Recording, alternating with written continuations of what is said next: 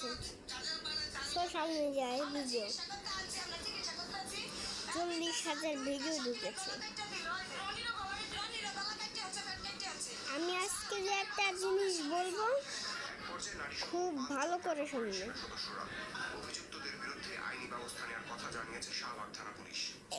এই যে